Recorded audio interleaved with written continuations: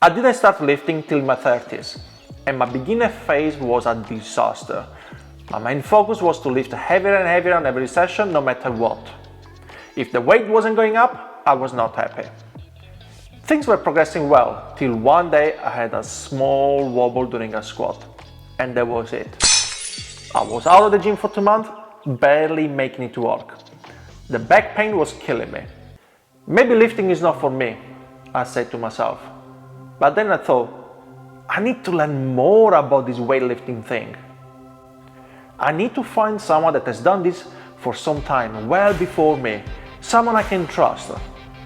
So I started searching online, and here's when YouTube entered into my life. I discovered channels like Untamed Strength, The Ready State, and the Squat University, and they've been part of my journey since then. On those channels I found a lot of material about squat. At this moment in my life, I have understood what the problem was. My squat is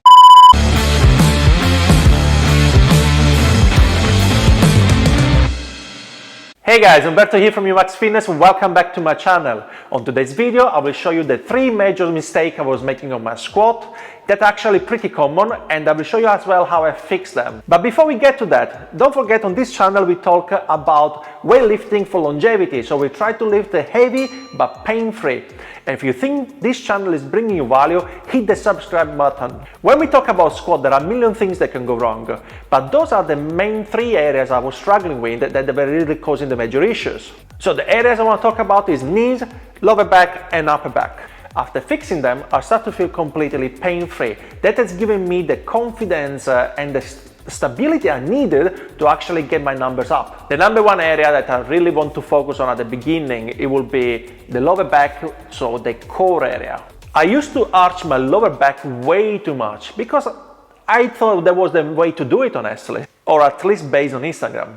In reality, an excessive lower back arch, it will put too much pressure on your spine and your lower back. And in that position, your core is not performing well or not at all. For a safer squat, you want to keep your back as flat as possible.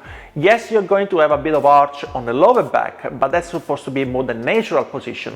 What we're talking about is this excessive arch needs to be reduced as much as possible, so your core is actually engaged and is keeping your spine protected from the front as well. To learn how to brace your core correctly, you will need a full video, which I actually have, so you're gonna find the link up here, or I'm gonna leave a link in the description area as well. So let's move to the knees now. My right leg used to cave in, and still caves in now, if I'm not really careful. So the safest way to perform a squat for your knees is to actually track your toes, or better, go over your toes. You don't want them to cave in while you're lifting heavy weights. To learn that, I focus part of my warm-ups around the tissue, so I try to get my glute on turning externally. Exercises that work really well on me are bended sidewalks, tempo bended squat, and bended clamshell planks.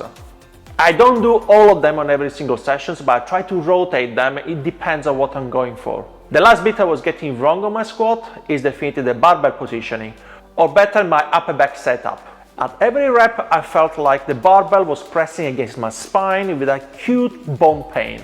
I was also clearly leaning forward when I was descending, making the ascending much harder. How did I fix that? Well, I use a bit more brain power. There is not a specific exercise you can do to improve the barbell positioning. All you have to do instead is squeeze your shoulder blades and make sure that they stay so while you're still descending or ascending. In that way, I didn't feel the barbell pressing against my bones anymore. I also felt more upright and I could handle the weight better. Since I improved all these 3 areas, my squat completely changed. So we are talking about staying more upright when I actually perform the squat. I don't feel like the weight is crushing me anymore. I feel my core really tight, and I can feel like I can hit a proper depth now when I am at the bottom. My knees are nice and wide and my hips feel comfy in that position.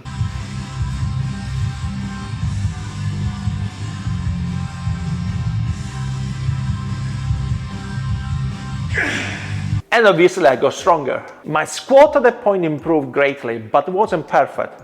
I realized I was struggling to get below parallel level, so that on a competition would be a red flag.